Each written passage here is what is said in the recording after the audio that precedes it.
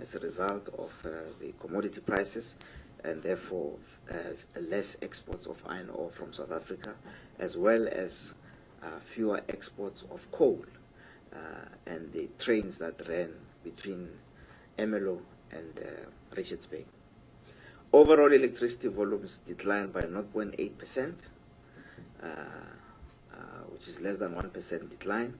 And in fact, this decrease in sales volumes does not account for the absence of load shedding, as some people would let us believe. We think that load shedding, we were able to deal with load shedding by improving operational efficiencies in the energy availability factor, and therefore getting 3,700 megawatts, as well as the finalization of Medupi Unit 6 and the synchronization to the grid of the eNCA units that were tested during peak and were able to supply electricity into the grid while they were being tested and before commercial operation. Chair, this is our primary energy cost analysis. You will see that renewables, for example, are 18% of our total cost of primary energy, but they only contribute about 4% in the production of electricity. Coal, on the other hand, is 78% of the costs, and it gives us about 92% of the total electricity produced. This is not a sentiment that is being expressed, it is just a statement of fact. Chair, this is our financial position, which has been strengthened. You will see that our fixed assets increased by about 14%, our liquid assets increased by about 123%, and you will see that the equity position has also changed as a result of the write-off of the shareholder loan, as well as the injection of equity. Equity improved with 23 billion equity, as well as the 60 billion conversion of the subordinated loan. We have signed payment agreements with about 60 municipalities that are in arrears, including 19 of the top 20 that are in arrears as at the 31st of March. And total debt outstanding that is more than 60 days overdue was 10.8 billion as at the 31st of March. And total debt outstanding was 27 billion as at the 31st of March 2016.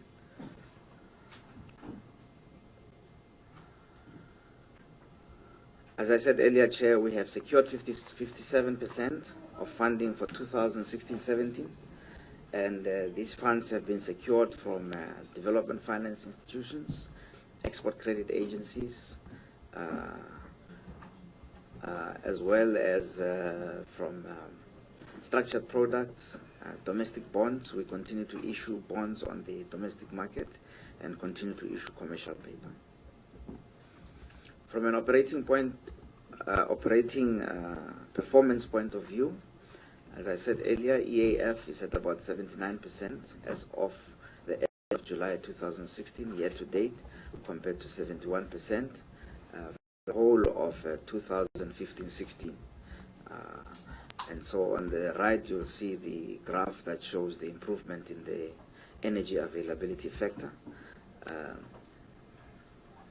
Plant maintenance has increased from 9.9% in 2014-15 to 13.0% in 2015-16 and to 10.6% in 2016-17. Now, for the energy availability factor to go to 80%, it means that we have to reduce unplanned maintenance, which is now less than planned maintenance, and we have been able to reduce unplanned maintenance. We have also reduced our reliance on diesel, resulting in a decrease of 9.5 billion to 8.7 billion in 2015-16 from 2014-15 to 9 million in 2016-17. July year to date has been 9 million. In fact, Chairperson, Our use of diesel during the month of July was 0. We are striving to not use diesel any further to meet demand for the remainder of the year. We transported 13.6 million tons of coal by rail, which is 1 million ton more than 2014-15. And we have connected 3,392 megawatts of IPPs to the grid, with 1,145 as renewables.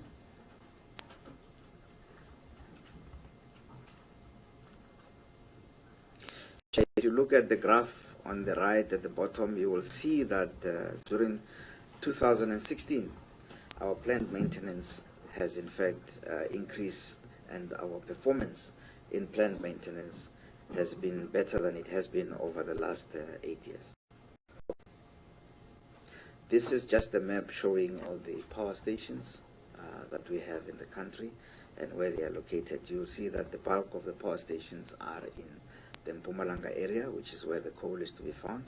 And we have 2 power stations in Limpopo, in the Lephalale area, where there is a lot of coal, and we have Quebec in the Western Cape.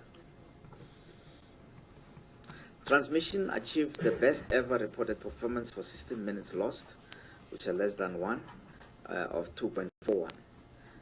We only had 1 major incident on the transmission network.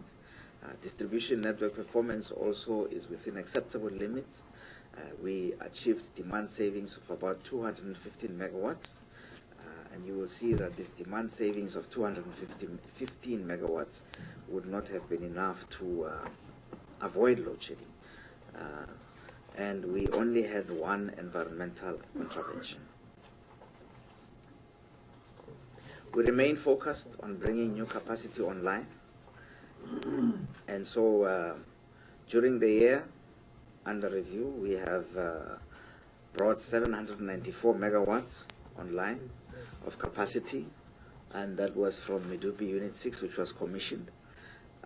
Transmission lines built 346 kilometers, and 2,435 MVAs of substations were built during 2016.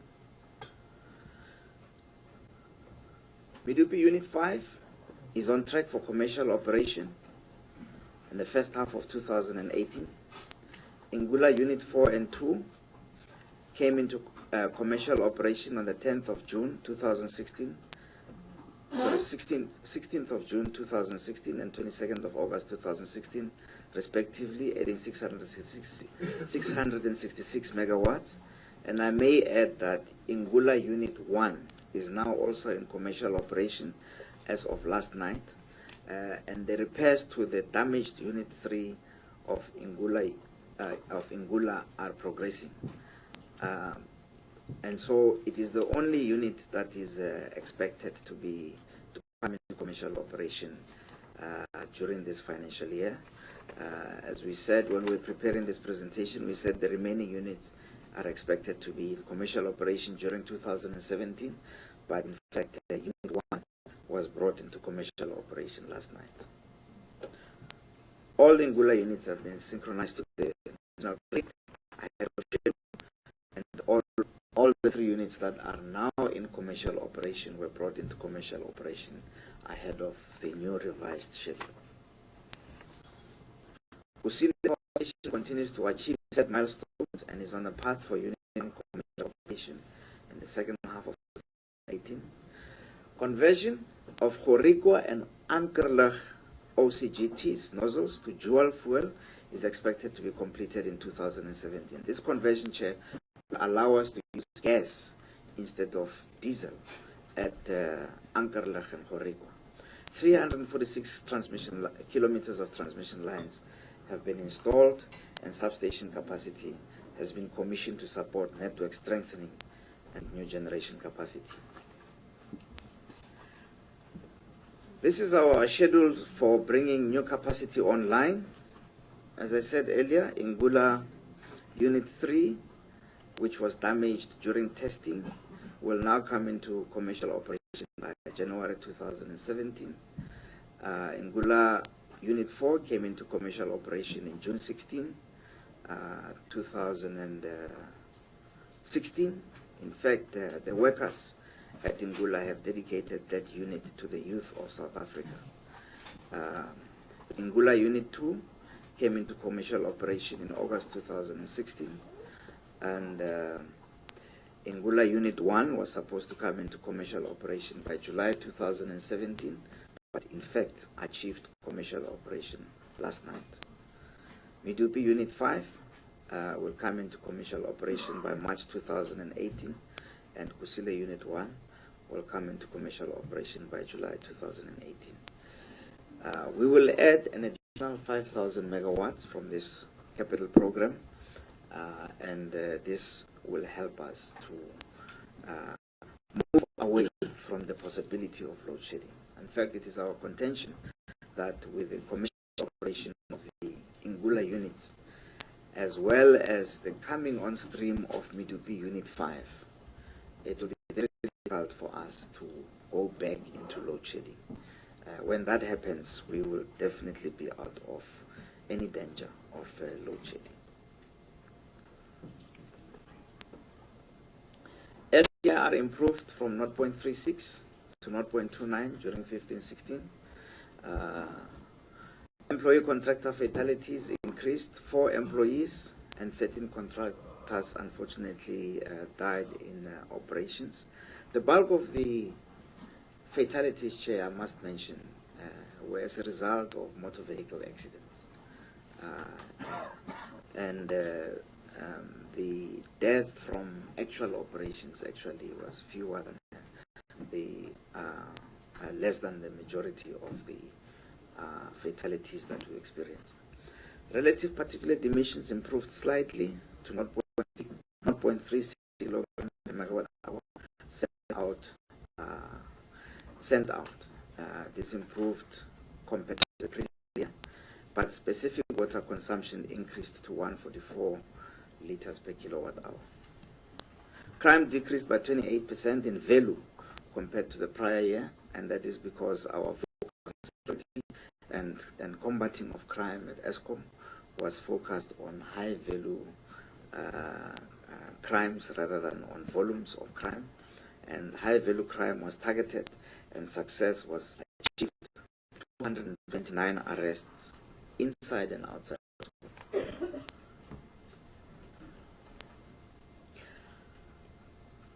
We committed corporate social investment spend of 103 million rand, benefiting 302,000 beneficiaries.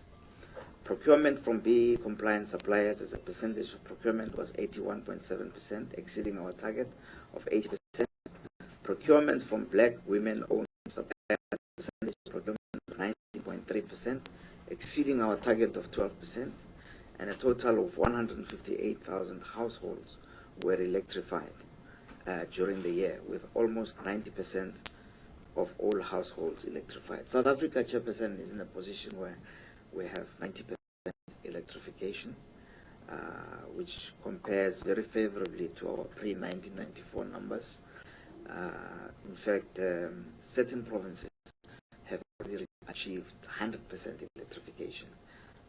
For example, Free State, Gauteng, except for the informal settlements that are still new, Gauteng is 100% electrified. Northern Cape, Northwest is almost there at about 95%. The provinces, and Western Cape is 100% electrified. And the provinces that are still remain, that are the bulk of the 10% that is remaining, is in fact Eastern Cape, KwaZulu-Natal, and Limpopo. Those are the provinces that are going to receive our attention to make sure that we make the push towards universal access, which is a critical policy of the government to make sure that everybody in South Africa has access to electricity. The staff complement increased to 47,978 from 46,490 in 14-15, mainly due to the employment of 1,000 2,370 learner artisans to strengthen the pipeline of future employees. 2.73% of our employees are people with disabilities. Racial equity in senior management is at 61.1%, and professional and middle management at 71.7%. Gender equity in senior management is 28%, and in professional and middle management is at 35%. The Eskom Women Advancement Program will accelerate the development of female employees in the professional and middle management levels to increase the pipeline for senior management vacancies. This is an extract from the report, a PFMA report that we're supposed to submit, and it states all the categories of reportable items, as well as losses through criminal conduct, irregular expenditure controlled, as well as irregular expenditure not recoverable. And you will see that irregular expenditure not recoverable is just one incident.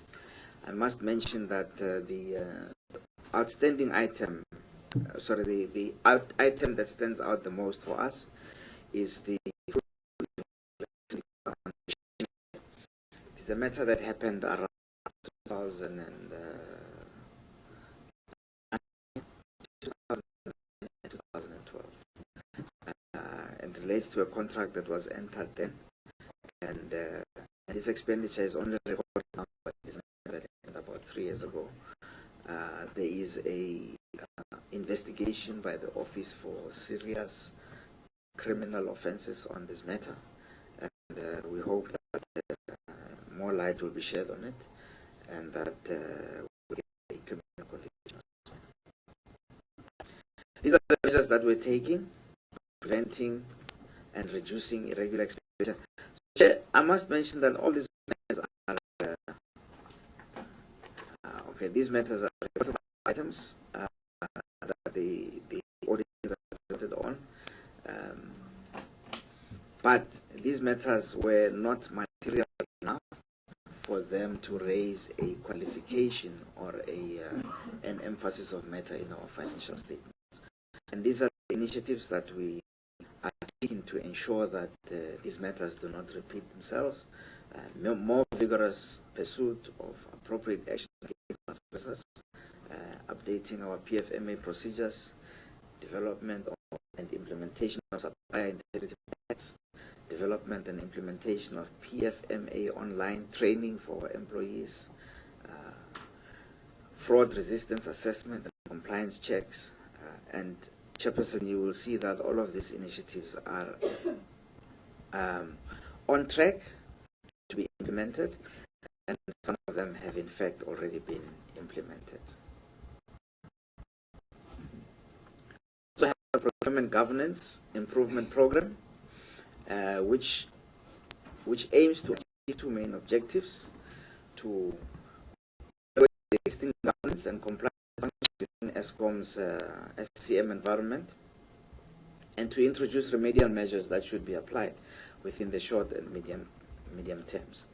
And key initiatives in this program include embedding National Treasury instruction notes, establishment of system for handling of complaints, delivery management, review of tender committees, creation of SCM toolkit and help desk, continuation, development, quality assurance, compliance awareness, and SCM governance state health reports. In conclusion,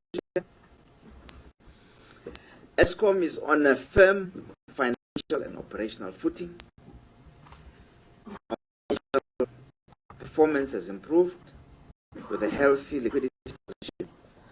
Generation performance has been stabilized with continued improvement expected. We do not anticipate any load shedding going forward, and the new build program is on target to meet the dates on which it will be delivered. So we are well placed to deliver on our journey towards excess capacity in the generation of electricity. Thank you. I am not sure if the CFO have used. Do you want to add something on what has been presented? If there is none, we will now give over to the members to ask clarity-seeking questions and questions on the presentation that we have been given. Honorable Zukile, Luyenge, Honorable Singh, and Honorable Mainir, Honorable Mazoni, Honorable Nubanda, Honorable Khaula, and Honorable Tedi. In that order, I am not giving you numbers. I've just call your names. You will follow after the person that I put. Oh, before you, Honorable Yang, I just want to Lendo to present Eland to give the apology of the minister. She gave us last week the apology, so we forgot to give it today because we received it last week and now we forgot that we have received it last week. Thank you. Thank you, Chairperson.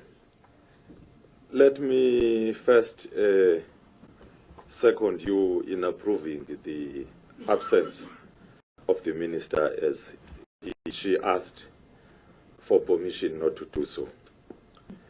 Chair, the first point that I would want to raise with Eskom, one is a credit that is due to them for the sterling work that they have done, the 90% electrification of our country, taking back from the origins of what we are.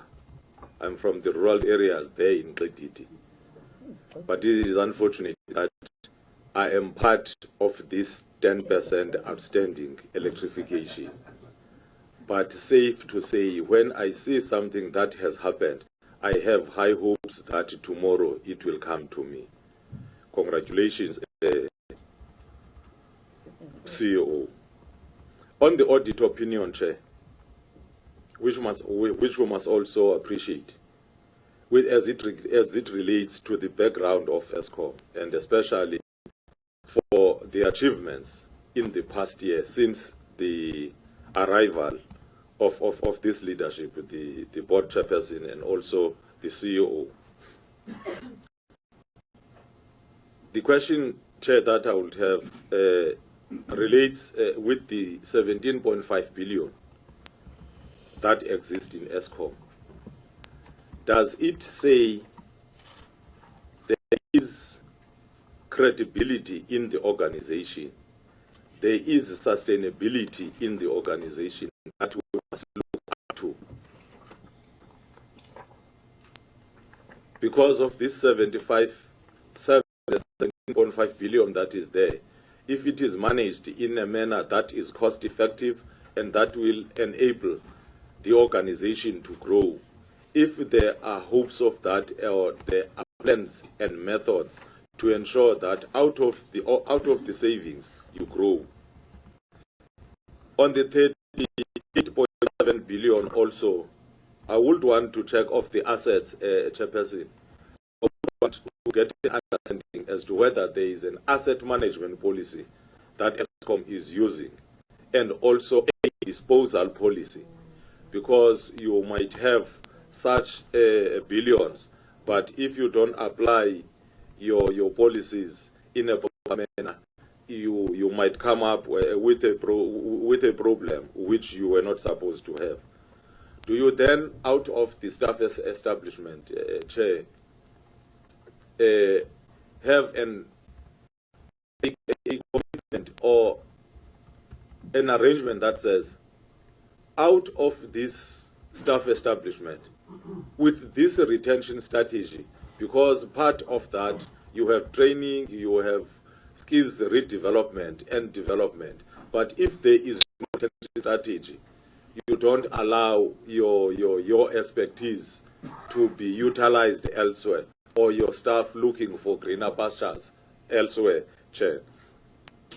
Then on the load shedding, Chairperson, for the past 12 months, there was no load shedding, which we appreciate.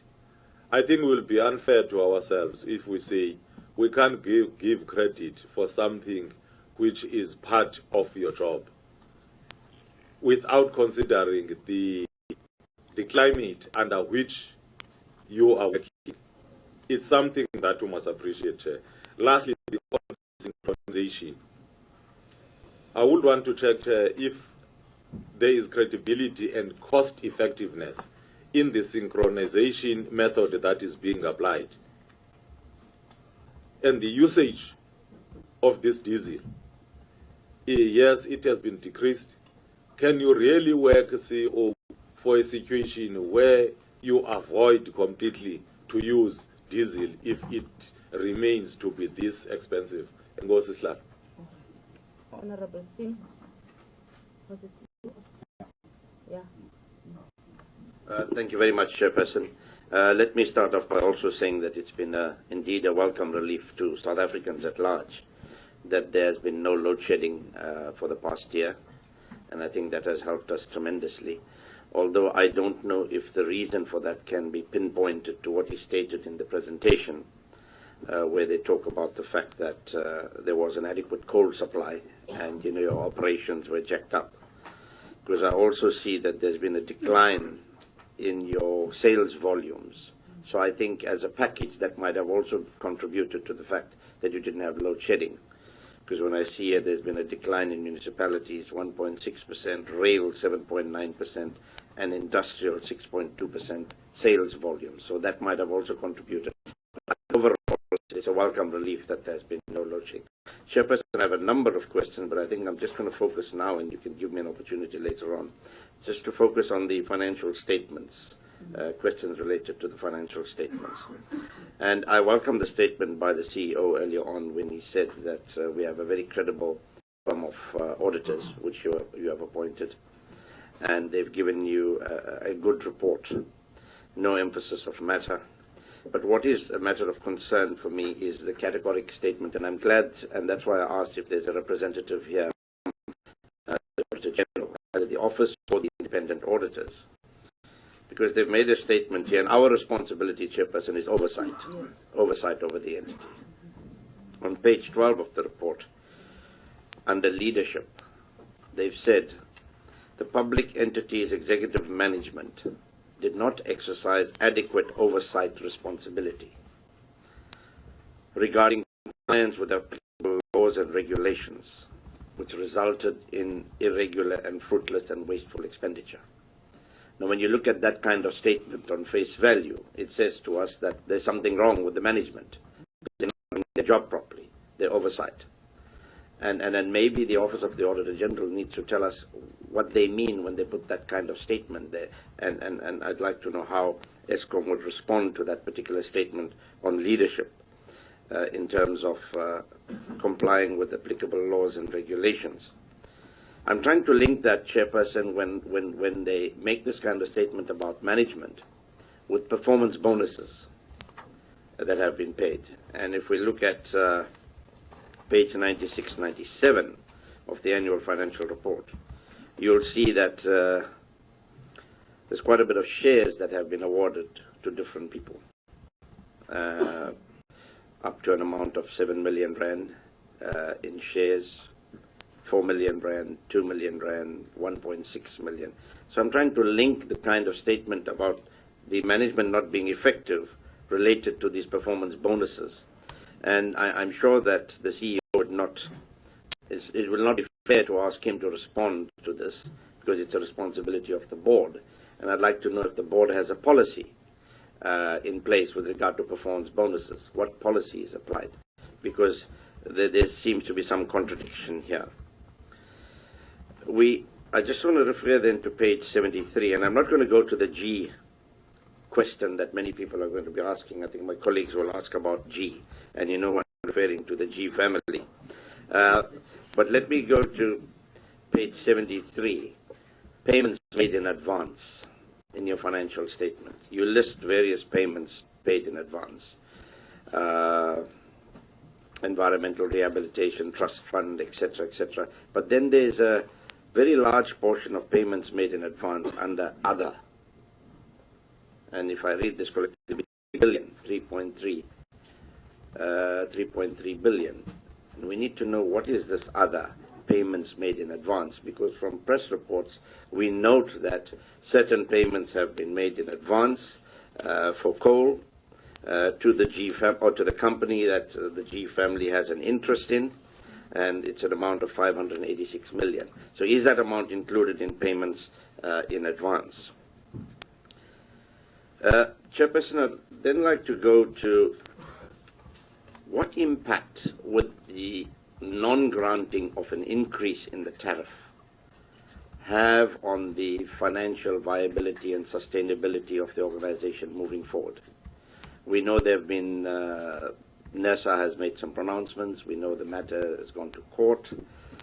What kind of impact is that going to have in terms of your projections moving forward?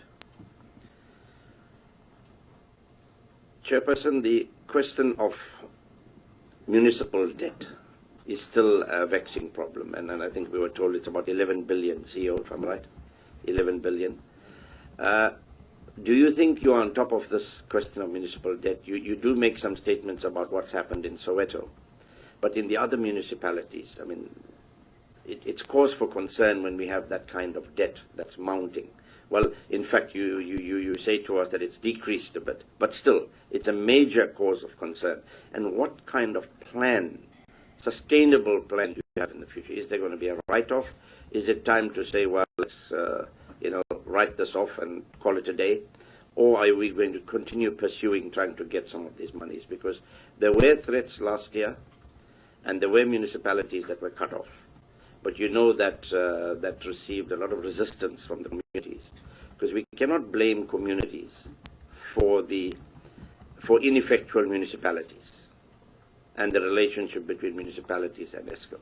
So if you can just speak to those issues as well. The last question is this Ngula project. Now, from figures that we have, there was figures of 8.6 billion when it started. In the report, you showed 26.8 billion in the current report, but you also say it has to be revised moving forward. What has given rise to this kind of increase from 8 to 26 and then projected, we don't know where it's going to go? So those are the questions now. Thank you, Chairperson. I wish to confine my questions to the statement released by Eskom yesterday on the 29th of August 2016, in fact the day before yesterday. First, I wonder if the Chief Executive or the Group Chief Executive Officer could give us the assurance that the information required, which I understand is information relating to prepayments to Tegeta, has now in fact been furnished to the National Treasury. So that's the first question. The second question relates to the report, which in your statement you say was dated the 12th of April 2016 and was received from the National Treasury with a request for comment. I wonder if you could confirm whether that report was a draft report or a final report. Your statement refers to 3 reports and specifically says that 2 reports were draft reports, the implication being that the 3rd report, which was the report dated 12 April 2016, was a final report. Third, your statement says that you were shocked and perplexed by the statement made by National Treasury, which said that you had not only not cooperated with the National Treasury's review, but in fact undermined and blocked that review. Now, in relation to your statement that you were shocked and perplexed, Kenneth Brown, the Chief Procurement Officer of National Treasury, said publicly that you'd lied, which is a very serious charge. What is your response to the claim by National Treasury that you lied to the public of South Africa? Fourth, since the matter does relate to a company called Tegeta Exploration and Resources, which, as we all know, is controlled by the Gupta family, would you tell us whether you stand by your statement that the Guptas are friendly and likable people, and the implication that organs of state like the National Treasury, who are investigating contracts relating to that family, is unfair and probably unwarranted? Finally, a question specifically to the chairperson. Do you take full responsibility as the chairperson for the incident that took place a few days ago? And are you prepared to give us an assurance that you will make it your business to ensure that Eskom complies with its responsibilities under the PFMA and its duty to cooperate with National Treasury's review of the coal contracts related to the Gupta-controlled Tegeta Exploration and Resources? And finally, given what happened, are you or is the board considering investigating the conduct of the Group Chief Executive Officer in relation to the allegation that he failed to cooperate and in fact undermined and blocked the National Treasury's review of the coal contracts concluded with Tegeta Exploration and Resources? Thank you. A point of order. I want to raise, Chairperson, a point of order here. I would want to check if it is in order that the members are allowed to deal with issues that we have already agreed in this committee, to say all those matters will be part of the joint meeting we have referred to. So I want to check, Madam, if the contingent of the DA is coming for the annual report, because we are dealing with the annual report today. We agreed when we started this meeting. Unfortunately, maybe other honorable members were not allowed. I did not want to interrupt them. Thanks, Honorable Luyenge.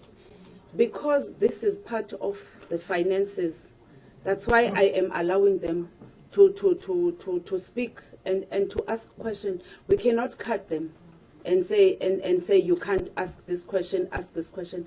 If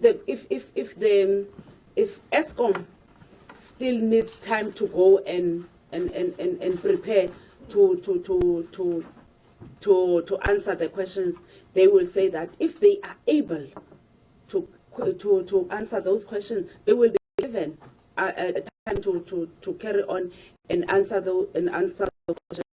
And on my opinion, I think we need to give them. Let's open it for them for the members to ask as much question as we will prepare.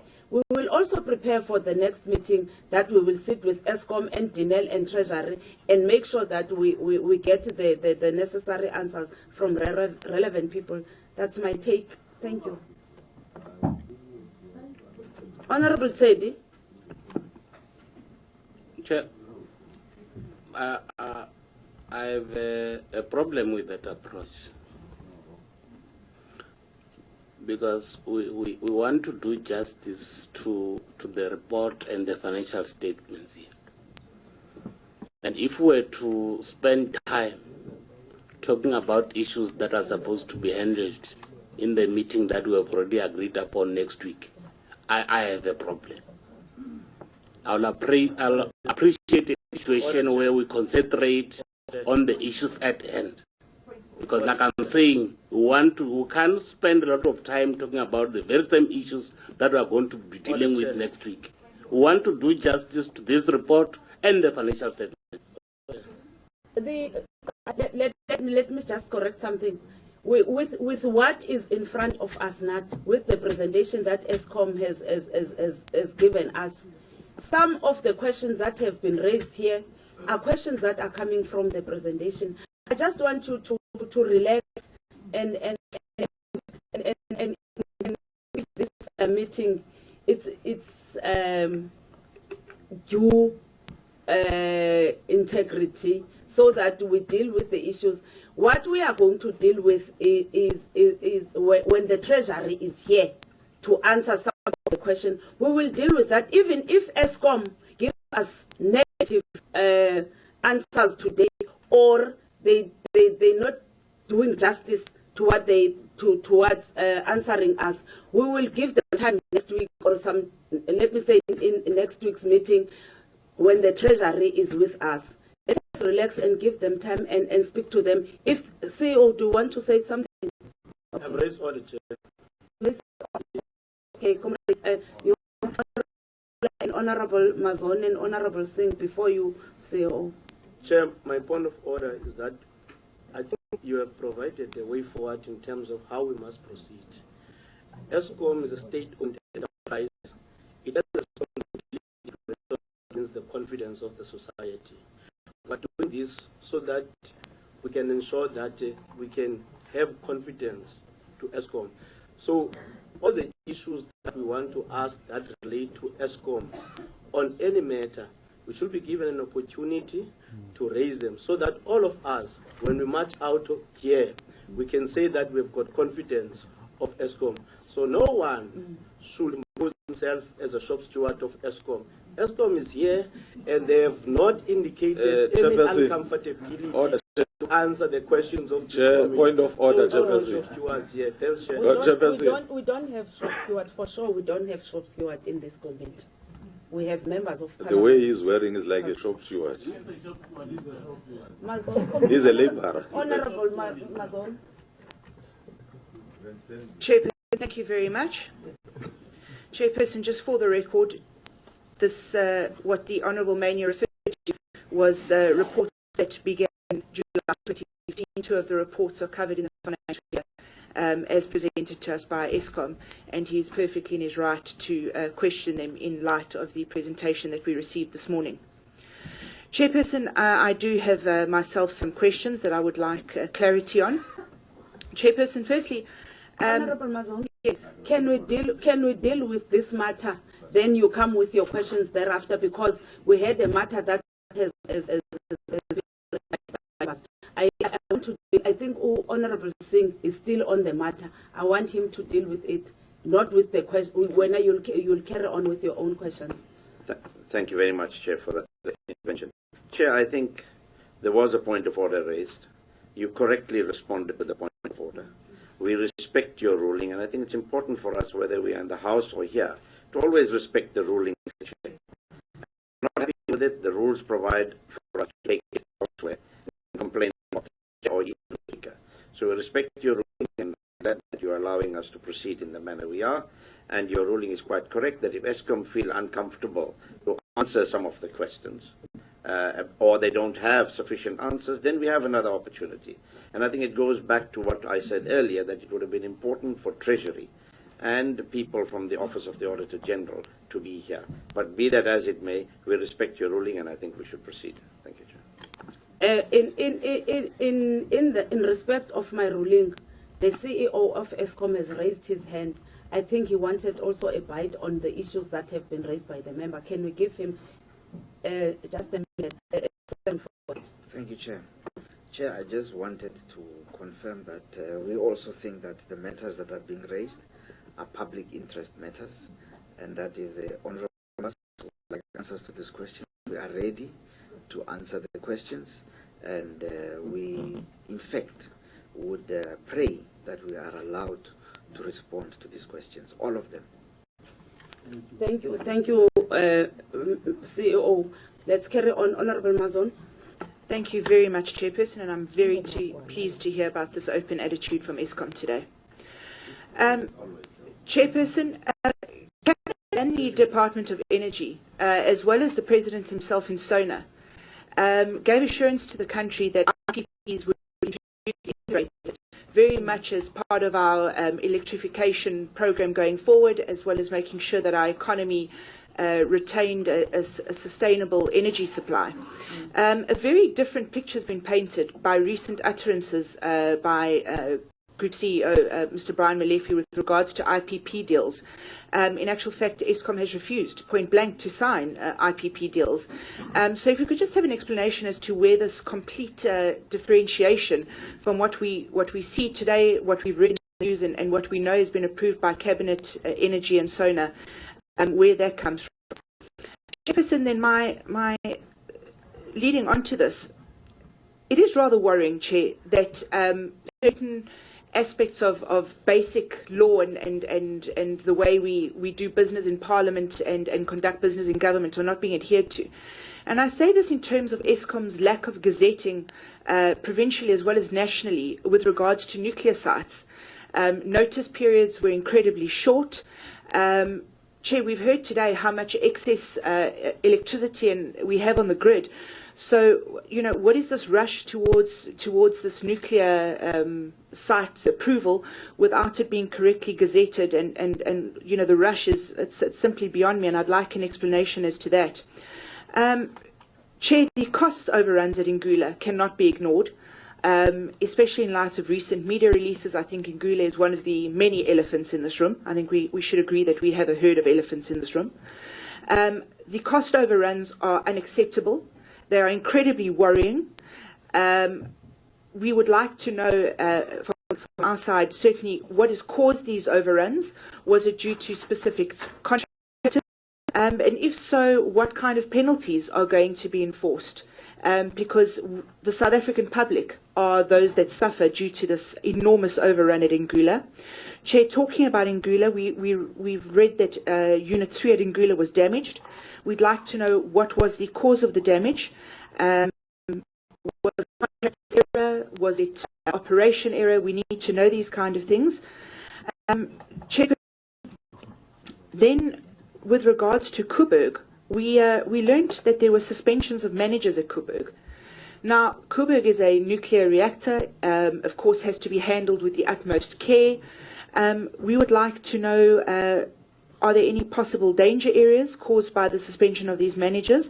And we'd like an update as to the suspension of managers and what particularly what stands there at present.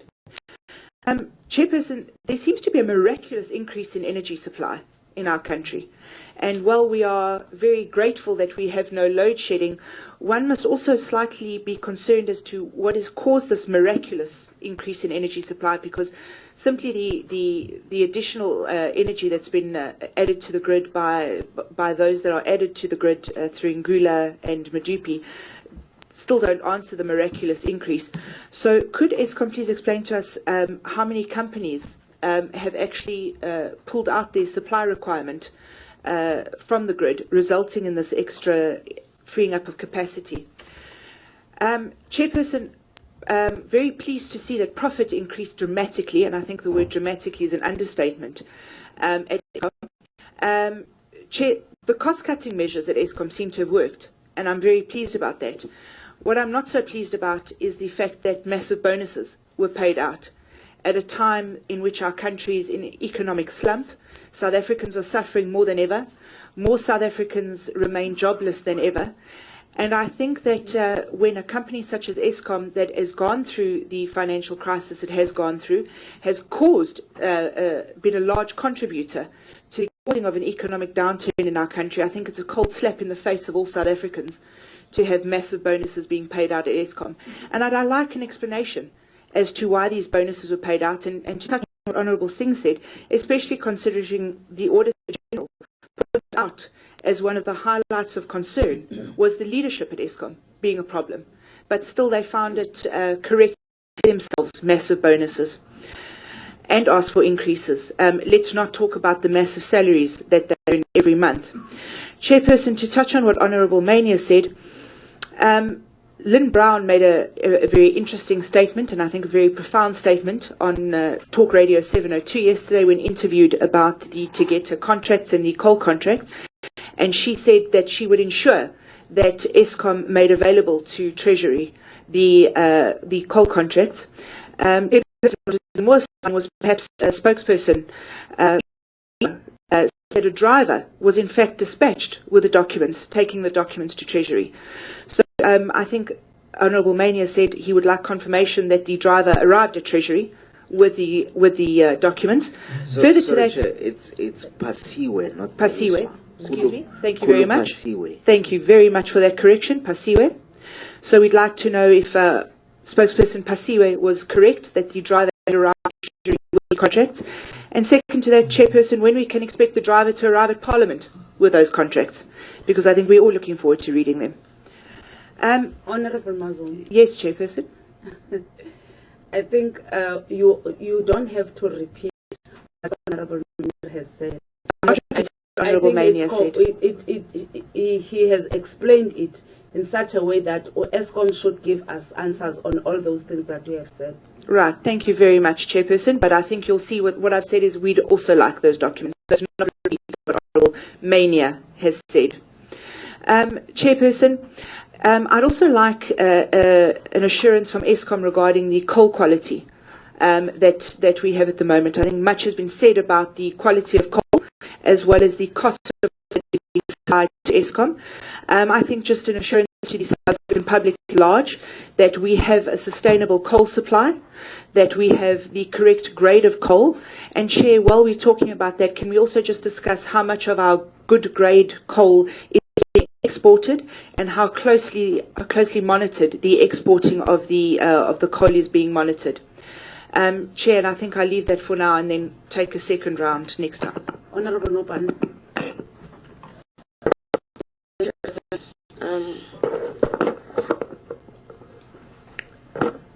Mine is on page 27, where the initiatives are in place to prevent reduction of irregular expenditure.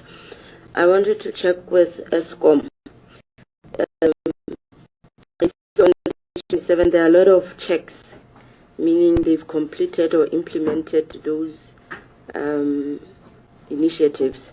What I want to know is there a way, or do they have other means of ensuring that after educating those employers, say for instance on the FMA and stuff, and you find that they have not done what they were taught or whatever measures were placed there, are there any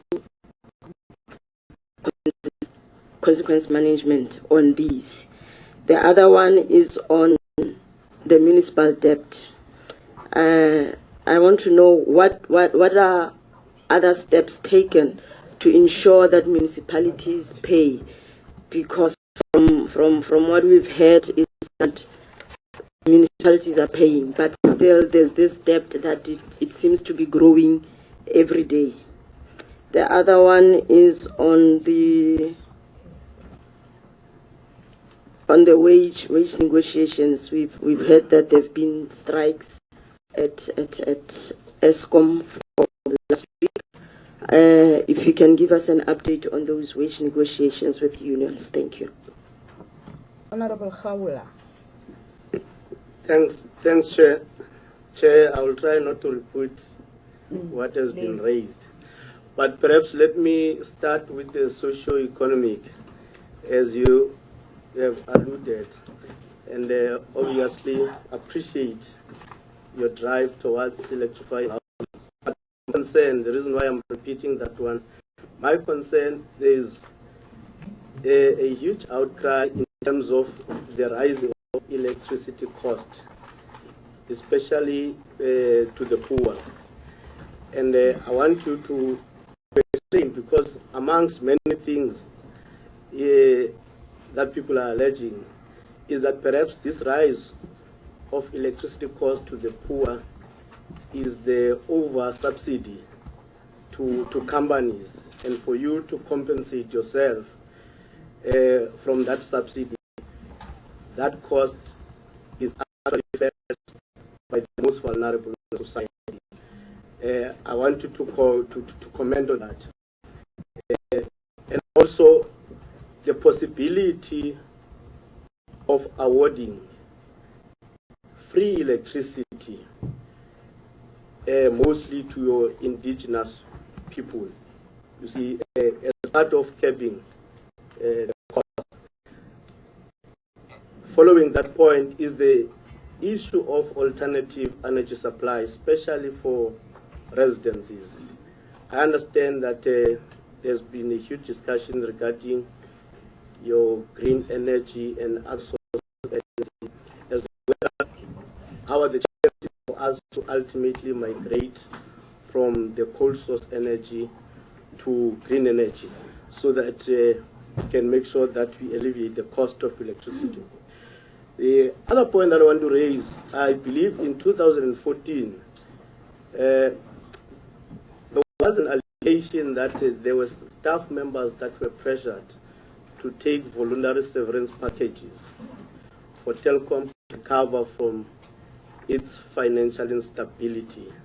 And I see from the report, in terms of your HR performance, you have indicated the increase of staff complement.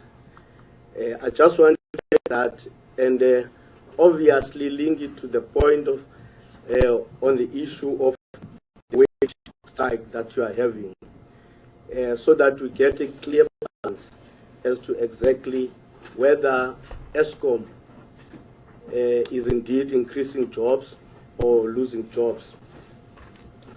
The other point that I want to raise is you, as a state-owned enterprises, you have a responsibility to dispel the notion that our state-owned enterprises is captured by the big family called Guptas. And I believe that you have that responsibility to prove that our state-owned enterprises is not captured. I understand that you could be the new administration, but the reality is that the public knows that Guptas have had a monopoly over the businesses that were given by Eskom to many businesses. And the issue of Tegeta is but one of those manifestations which proves to the public that there's been a serious preferential when it comes to the Guptas.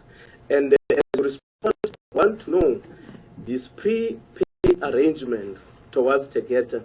Is it a policy consistency practice of Eskom, or could it feed to the fact that the allegation that you have been bending when it comes to Guptas? In fact, yourself, CEO, I believe, in July, you are quoted that you have defended the Guptas. And I want to check if this is going to be the feature that's going to characterize your leadership in Eskom, where you are going to go all out and defend the Guptas, where you even refer to them that you believe they have been subjected to a kangaroo court. You see, so, and I want you to balance that with the fact that you have bent backward and you have given them preferential treatment. My last point on this one.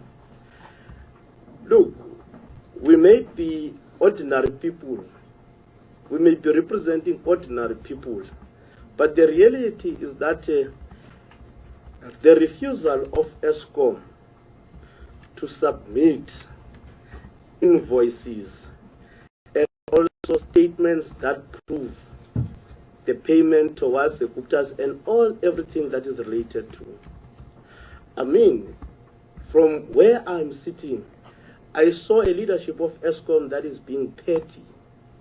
It's being petty in the sense that it is utilizing public funds, and it does not want to show how much invoices and how much it has paid, because you have made defense to say that you have audited your things, you have all those things. But the reality is that the National Treasury, which is expected also to monitor how you run your state-owned enterprises, has the responsibility to defend your credibility in terms of how you use your funds.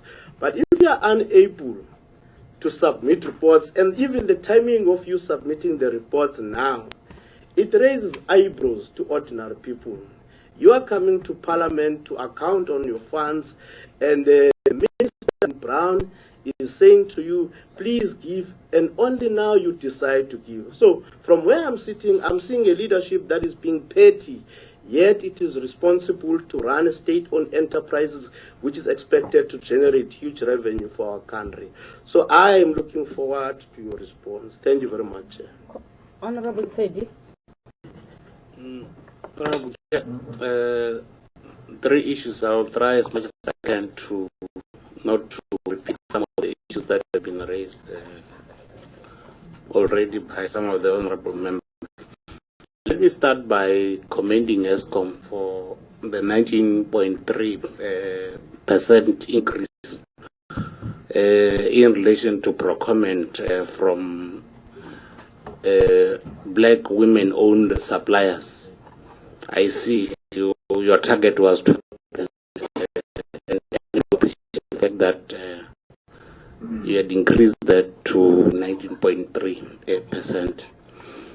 Equally, your corporate social investment of 115.5 million is commendable. But I'll appreciate if you can just give us highlights of some of the programs that you are conducting in that particular area.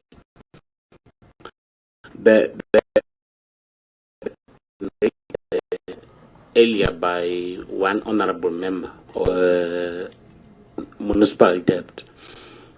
I know in one of our engagements with Eskom, Chair, there's been a suggestion that we might need a session with SALC to try and deal with this particular challenge, because really it's an issue that needs to be addressed. It's a cause for concern for all of us, but maybe we need to pursue that meeting that we suggested with SALC to try and see if we can get a solution to this particular challenge. The second one is the suspension of senior managers at the Kubet plant. I appreciate if Eskom can highlight us and give us progress with regard to these particular issues, and obviously how these suspensions will affect the operations of the plant. The last part being the Westland amounts to 8 million. We'll as well appreciate if you can just give us an update, as well as measures that we are putting in place to try and ensure that this matter does not recur. Thank you. Honorable Kwangwa said he would like to ask some questions, but now I'm afraid he might ask questions that have been already asked, but I will give over to him. For now, Chairperson, you're right. I'm not going to ask questions because I wasn't here. But I do have questions to ask. I'm going to wait for them to respond to those questions, hear from the answers whether or not some of the questions I've noted down are contained.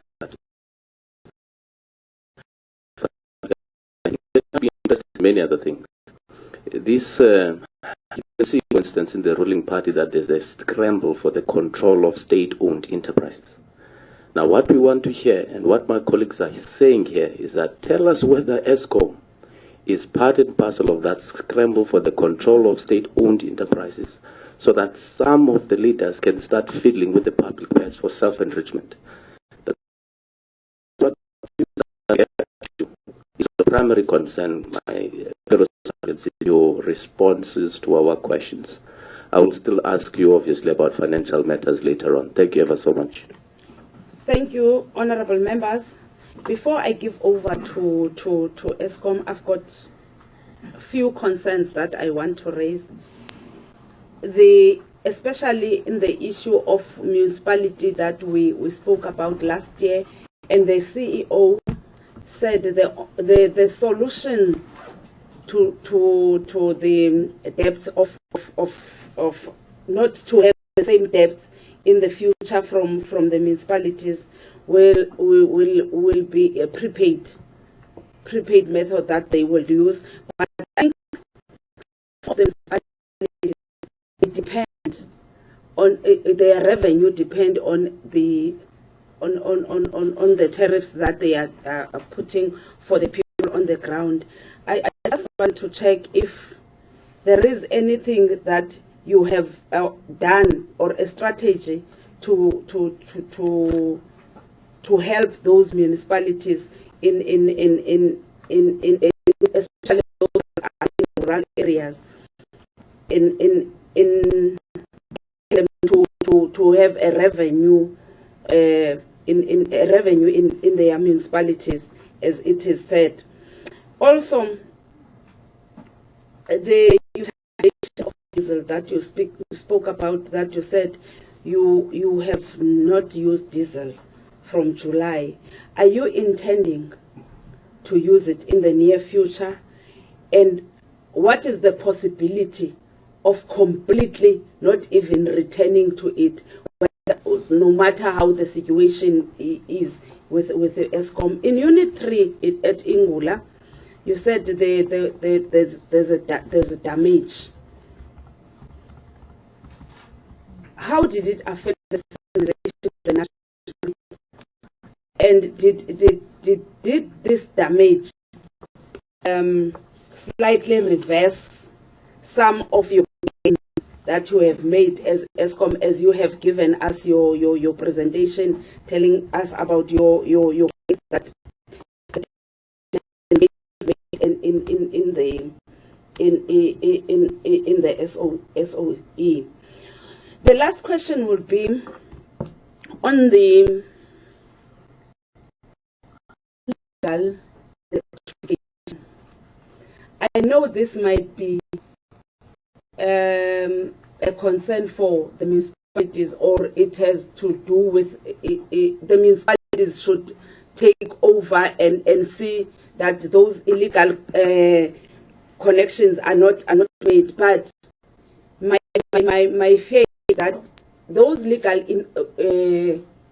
connections might also affect the grid. They might be heavy to the grid.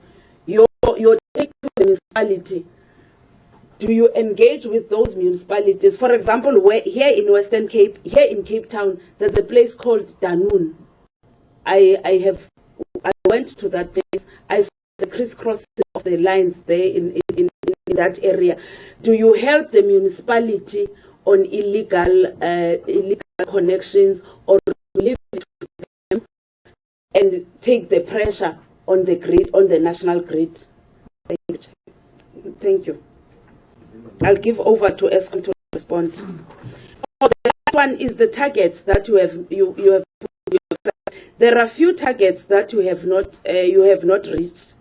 Then what is your plan on reaching those targets that you have not? The one it's the human spend and all those economic impact, the procurement spend, black owned supplies, and all.